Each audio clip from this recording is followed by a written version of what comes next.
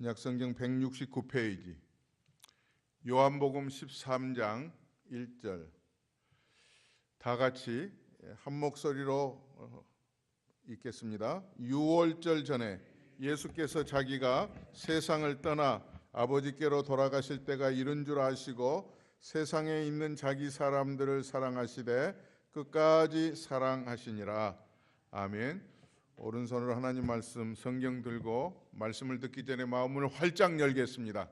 주의 말씀은 내 인생의 빛입니다. 주의 말씀은 내 삶을 변화시킵니다. 나는 하나님의 사랑받은 자녀입니다. 나는 축복의 통로입니다. 오늘도 주의 말씀에 마음의 문을 엽니다. 말씀하여 주옵소서. 듣고 깨닫고 말씀대로 살겠습니다. 아멘.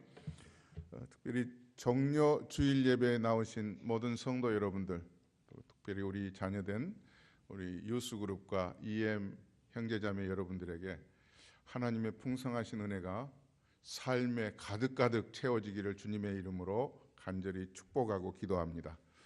우리가 오늘은 정료 주일로 지킵니다만 이 정료 주일을 통해서 이 본문의 말씀을 중심으로 끝까지 사랑하시니라, 이런 제목으로 함께 말씀을 나누려고 합니다.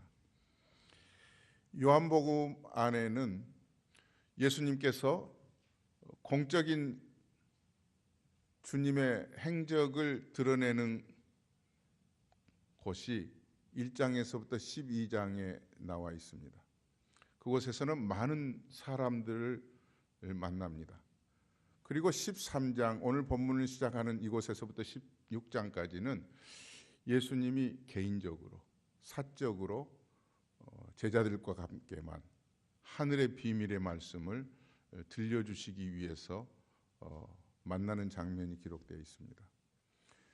몇 가지만 예를 든다면 공적인 행적 가운데서 2장에 보면 가나의 혼인잔치의 예식이 있습니다. 갑자기 혼인잔치에 가장 필요했던 음료인 포도주가 중간에 한참 흥이 돋구어질 그 순간에 바닥이 났습니다. 그때 예수님께서 항아리에 물을 갖다 부으라고 하인들에게 명령하고 난 이후에 연회장에 갖다 주라고 하면서 그 항아리에 담겨져 있는 물이 연회장에 가서 떠줄 때 포도주가 되었습니다. 사실 이것은 많은 사람들에게 예수님이 이 땅에 왜 오셨는지, 그 십자가의 그 피의 그런 상징으로 포도주를 만든 사건이기도 합니다. 6장에 보면 예수님께서 벳세다 광야에서 5,000명이나 되는 사람들에게 말씀을 선포하시는 장면이 나옵니다. 5,000명이 앉는다면 우리 교회 주차장보다 훨씬 넓은 장소여야만 했을 것입니다. 그곳에 가보면 육성으로, 그때 당시는 예수님의 마이크가 없으셨겠죠. 스피커 같은 이런 기구를 사용할 수가 없음에도 불구하고 지형상 예수님의 음성을 들을 수 있는 그런 환경이었습니다.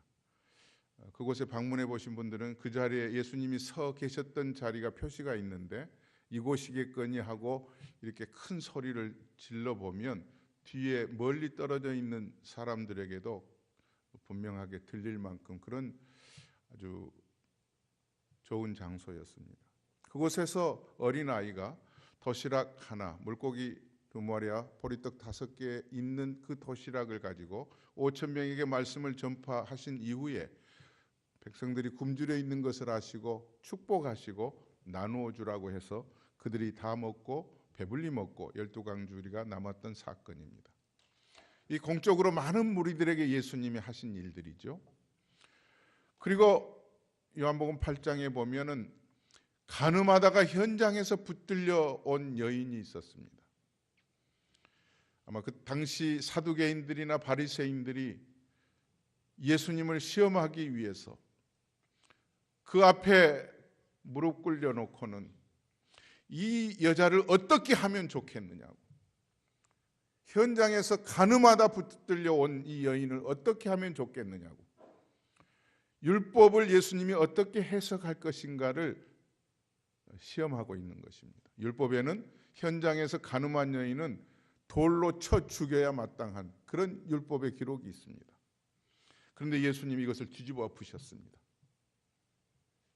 돌로 쳐라고 하시는 말씀을 하시기 전에 바로 그 앞에 너희들 중에 죄 없는 자가 이 여인에게 돌을 던지라는 겁니다.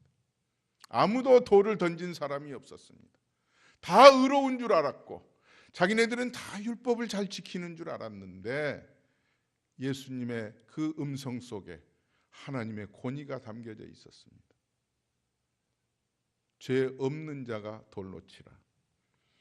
이 여인은 봉변을 모면한 그런 자리에서 떠날 뿐만 아니라 저분이 누구이시며 저분에 대한 깊은 은혜와 사랑을 깨닫고 그의 남은 생애를 주님을 위해서 살았습니다.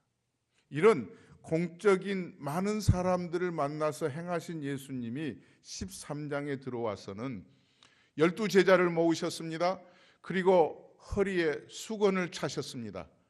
그리고 전혀 예상하지 못했던 제자들에게 발을 씻기는 장면을 2절 이후에서부터 기록하고 있습니다.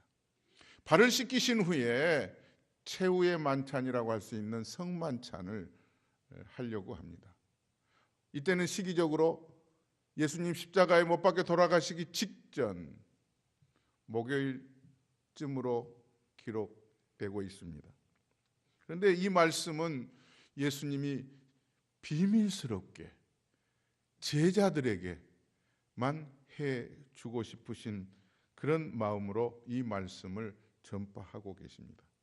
오늘 우리가 연합예배를 드리면서 우리 자녀들은 요약된 그런 내용들을 같이 보면서 몇 가지로 레슨을 함께 삼으면서 고난주간과 우리가 어떻게 살아가야 될 것인가를 함께 마음에 새겨볼 수 있기를 바랍니다.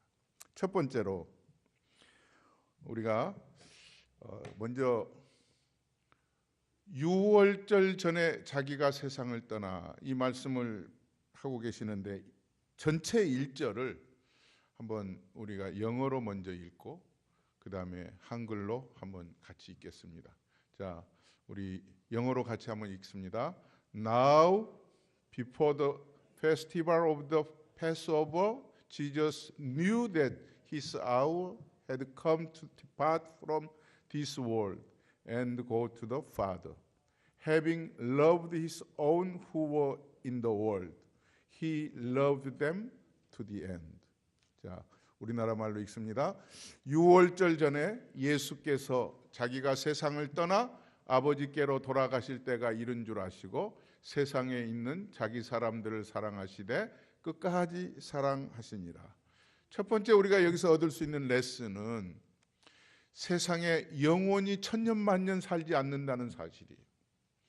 반드시 지혜로운 사람은 자기의 끝이 언제 올 것을 아는 사람이에요. 오늘 첫 번째로 유월절 전에 자기가 세상을 떠나 이렇게 말씀합니다. 자기는 예수님 자신을 가리키고 있는 거예요. 예수님이 아셨어요. 무엇을 아셨느냐 하면은 내가 이 땅에 오래 살 것이 아니라는 거예요. 내가 세상을 떠날 줄을 알고 계셨다고 하는 사실이에요. 성경에 보면 전도서 3장 1절에도 범사에 기한이 있고 천하만사가 때가 있다고 했습니다. 사람이 날 때가 있고 죽을 때가 있나니 또한 심을 때가 있고 심은 것을 거둘 때가 있다는 것.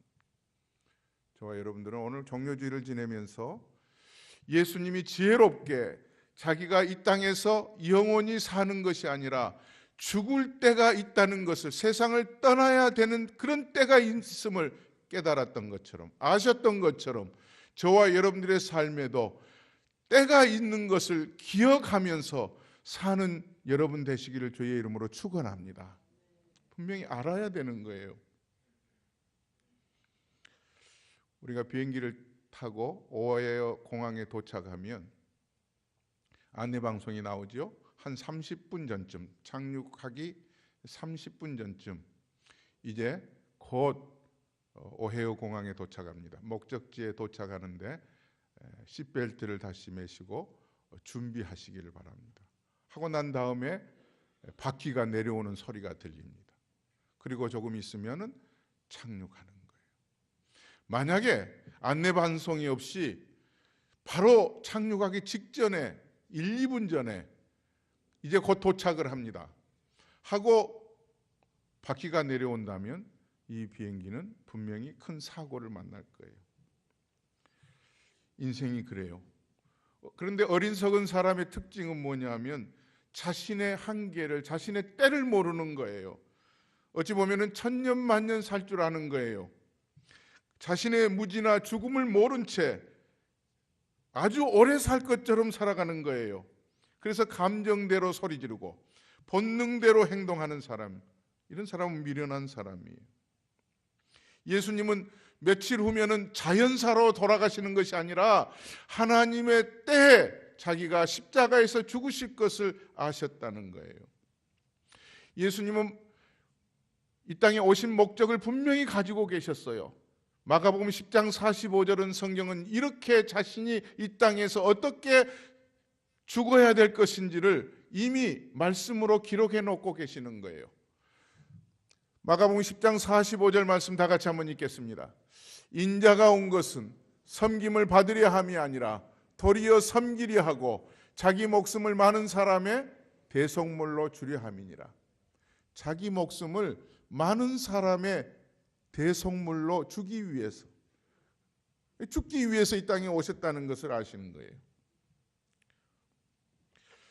두 번째로 우리가 알아야 될 교훈은 무엇이냐 하면은 이 땅에 거저 왔다가 어디로 가는지 모르고 사는 것이 아니라 예수님은 아버지께로 돌아가실 줄을 아셨어요. 아버지께로 돌아가셨다고 하는 것은 아버지께로부터 왔다는 사실도 그 속에 포함하고 있는 거예요. 우리가 살아가면서 내가 이 땅에 어떻게 사는지, 개나 돼지나 이런 동물들은 죽으면 끝이에요. 영혼이 없기 때문에. 그러나 사람은 하나님의 형상으로 지음받은 존재이기 때문에 이 땅에 살다가 어디서 와서 어떤 목적을 위해서 살며 어디로 가는 것이 분명해야 되는 거예요. 저는 이 시간 예수님께서 이 13장 1절에 제자들을 모아놓고 비밀스럽게 말씀하시는 이 말씀 속에 한 기절이지만은 아주 구체적이고 아주 중요한 내용들을 담고 있는 이 말씀 속에서 여러분들의 삶을 성찰하는 이 시간, 내가 어디서 왔으며 어떤 목적을 위해서 살며 그리고 어디로 가는지를 다시 한번 짚어보는 복된 시간이 되기를 간절히 소망합니다. 우리는, 여러분 어디서 오셨어요? 한국에서 왔어요. 물론 한국에서 오셨죠. 어디서 오셨냐는 거예요. 예수님은 아버지께로부터 왔다는 것을 아시는 거예요. 이 세 가지의 질문 속에 우리가 스스로 한번 답을 찾아봤으면 좋겠습니다. 한번 우리 유스그룹이나 다 같이 한번 따라서 해보십시다. 나는 어디에서 왔는가? 다시 한번 하죠. 나는 어디에서 왔습니까? 어디에서 왔는가에 대한 분명한 해답을 아는 사람과 모르는 사람은 삶의 질이 달라요. 키엘케고르는 인생은 던져진 존재다, 그렇게 얘기하잖아요. 그러다 보니까 케세라세라 하고 사는 거예요. 그러나 하나님께서는 성경 말씀을 통하여서 신령한 복을 주시기 위해서 창세 전에 계획하셔서 예수 그리스도의 구속의 은총을 힘입어 하나님의 자녀 되게 하시기 위해서 우리를 계획하신 그분이 이 땅에 목적을 두고 보내주셨다고 말씀하고 있는 거예요. 여러분들, 하나님 아버지로부터 오신 분이라는 사실을 분명히 깨닫고 자기의 존재 가치가 그냥 던져진 존재가 아님을 다시 헤아려 보는 시간 되기를 간절히 바랍니다. 부모로부터 온 것 아니에요. 궁극적으로는 우연히 생겨난 것은 더더욱 아닙니다. 모든 인생은 출처가 있어요. 하나님으로부터 왔습니다. 두 번째로 한번 따라서 하십시다. 나는 무엇을 위해서 사는가? 가장 본능적인 대답은 먹고 살기 위해서 왔다고 그러죠. 아니에요. 우리는 보내주신 그분의 뜻이 무엇인지, 인생은 출장 오는 것과 같다고 그러잖아요. 회사로부터 임무를 부여받아 한 장소에 잠깐 머물면서 주어진 임무를 수행하고 모든 일을 마치면 다시 회사로 돌아가는 것과 같다는 거죠. 우리는 보내주신 하나님의 뜻이 무엇인지 가치 있게 의미를 가지고 이 땅에서 그 목적을 달성하면서 사는 거예요. 직업이 다를 수가 있어요. 사는 장소가 다른 건 물론이죠. 그리고 하는 일들도 분명히 이런저런 일들이 다 달라요. 수입도 다를 수 있어요. 하지만 목적이 같아야 돼요. 무슨 일을 하는지 그 자리에서 하나님을 기쁘시게 하는 일은 공통적인 그런 마음으로 수행해야 된다는 사실입니다. 여러분들이 살고 있는 이 자리에서 하나님을 기쁘시게 하는지 아니면 내 자신을 기쁘게 하는지 다시 한번 자신을 돌아보면서 하나님을 기쁘시게 하는 일에 힘을 다할 수 있도록 하나님 은혜 주시옵소서. 힘을 다하는 삶이 있기를 주의 이름으로 축원합니다. 한 번 더 세 번째 같이 보십시다. 같이 따라 세보죠. 나는 어디로 가는가? 예수님은 아버지께로 돌아가실 때가 이른 줄 아시고 하나님께로 간다고 하는 사실을 아셨어요. 독생자 예수 그리스도 이 땅에 오셔서 하나님이 이 땅에 보내신 그분을 보내신 목적은 많은 사람들의 대속물로 주기 위해서 오신 거예요. 한마디로 말하면 죽으러 오신 거예요. 그분은 하나님이 보내주신 그 뜻을 이루어드리기 위해서 이제 제자들만 모아놓고 허리에 수건을 차시고 발을 씻기기 바로 직전에 그리고 만찬을 베풀면서 바로 그 만찬장에는 닭이 울기 전에 자기를 배반하려고 하는 베드로도 앉아 있어요. 능청스럽게 웃는 얼굴로 앉아 있기도 하고요. 조금만 있으면 은삼십에 자기를 팔아먹으려고 하는 가룟 유다 또한 거기에 있는 거예요. 힐끗힐끗 쳐다보면서 속마음과 겉모양이 전혀 다르게 제자랍시고 그 자리에 앉아 있는 거예요. 자기가 팔려고 하면서도. 그러나 예수님은 모른 채 하시면서 이 말씀을 하고 계신 거예요. 사랑하는 여러분, 우리에게 어디로 나는 가고 있는가? 중요한 질문입니다. 하나님 아버지께로 돌아간다는 사실 앞에서 여러분들이 반드시 자기 자신의 삶을 점검해 보실 수 있기를 주의 이름으로 축원합니다. 세 번째로 우리가 오늘 본문에서 다시 한번 더 보실 것은 중요한 내용이 세 번째 나와요. 세상에 있는 자기 사람들을 사랑하시되 이렇게 말씀하고 있습니다. 저는 이 중에서 자기 사람들이 그렇게 마음에 와닿아요. 여기서 사랑한다고 하는 것은 아가페의 사랑을 말하죠. 무조건적인 사랑을 말해요. 그 무조건적인 사랑은 내가 어떤 행동을 하는가에 관계가 없는 거예요. 우리가 신앙생활하면서도 하나님의 사랑을 듬뿍 받고 살면서도 하나님이 우리를 사랑하신 그 마음으로 하나님을 사랑한 적이 없어요. 겉과 속이 달라요. 기분에 따라서 사랑도 크고 작아지고 달라질 수 있는 거예요. 거기에 개의치 않고 하나님은 무조건 사랑하시는 거예요. 여기서 자기 사람들을 사랑한다는 거예요. 무엇 때문에? 여기는 선택과 은혜로 구분해 볼 수가 있습니다. 세상에 많은 사람들이 있지만 그 가운데 우리를 사랑하시는 거예요. 저는 외할머니 손에서 자라났어요. 어머니가 각혈을 하는 바람에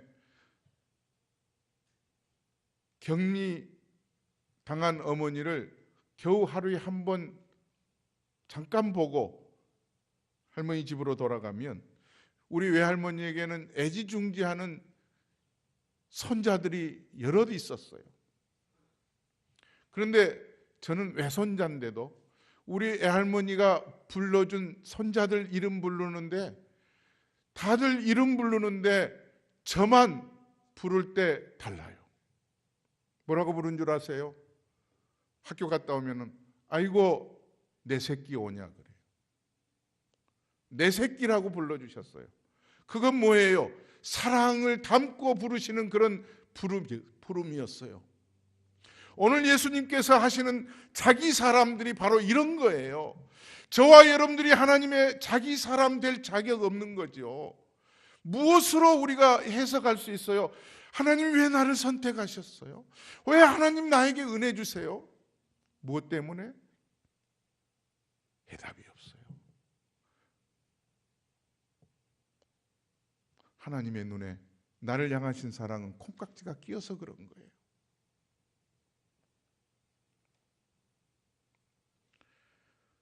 작년 부활주일 지내고 한국을 방문해서 목동에 있는 지구촌 교회, 친구 목사님 목회하는 교회 1부, 2부, 3부 설교를 했습니다. 2부 설교를 마치고 잠시 목회실에 앉아 있는데 어느 여자 집사님이 눈에 눈물이 가득한 채 목사님을 찾아와서 잠깐 상담을 합니다.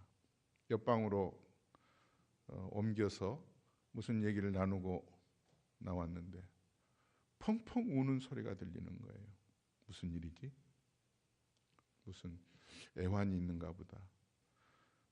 그리고 그분은 떠나고 목사님이 목회실로 와서 이제 예배 들어가기 직전에 그분에 대한 얘기를 하는데 아, 저게 사랑이구나. 하나님의 사랑이 이만큼이 있구나. 사연인 적이 이렇습니다. 결혼해서 아이들을 둘 낳고 열심히 살면서 목동에 아파트 구입하고 좋은 차 사서 살고 있는데 조금 생활이 사업이 넉넉하니까 이 남자가 한눈을 판 거예요. 외도를 한 겁니다. 그리고 애들 둘 데리고 남편 외도하는데 울며 불며 애원해봤지만은 소용이 없고 남편은 떠나가 버렸어요. 한 15년쯤이 지났는데 60이 넘어섰는데 알게 된 거예요. 그렇게 좋아해서 조강지쳐버리고 사랑하는 애들 다 던져버리고 나갔던 그 남자가 폐결핵으로 죽게 되었다는 거예요. 그런데 그렇게 좋아서 함께 살자고 도망쳤던 그 여자가 남편이 쓸모없어지니까 그냥 던져버린 거예요. 버려버린 거예요.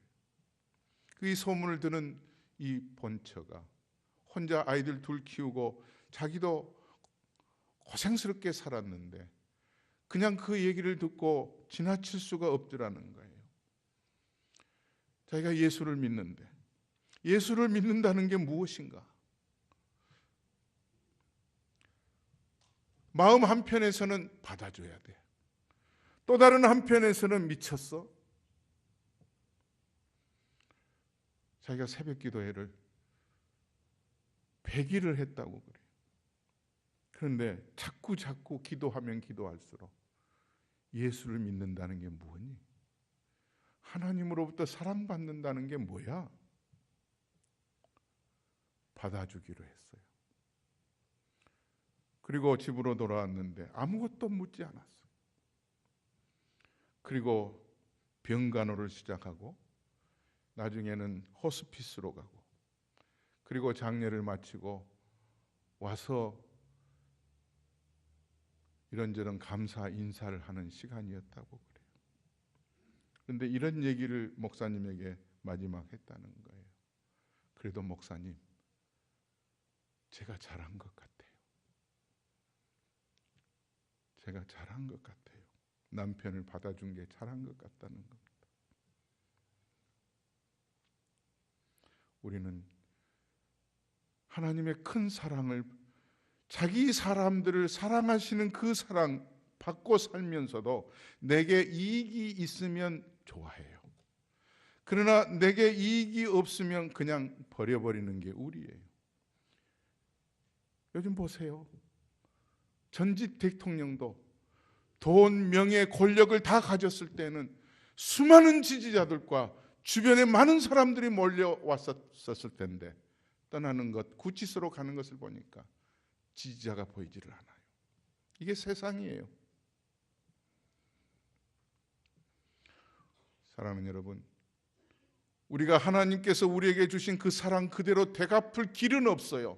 못해요. 하지만 겉과 속이 다른 모양으로라도 정말 최선을 다해서 해볼 그런 마음을 갖는 게 필요해요. 이 여자 집사님처럼.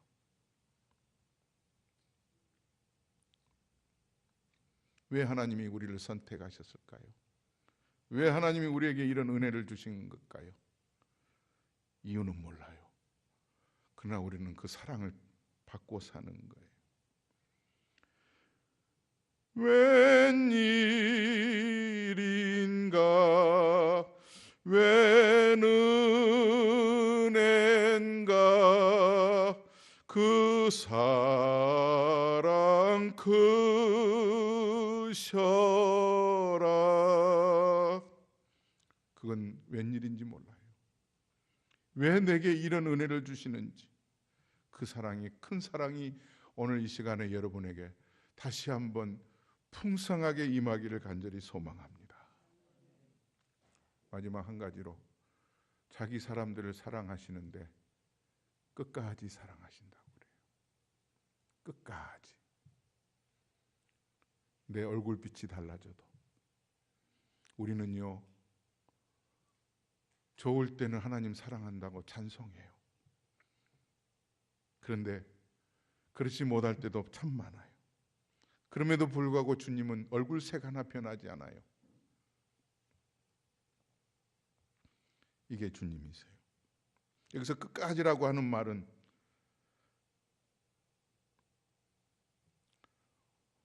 최후의 순간까지, 최후의 순간까지.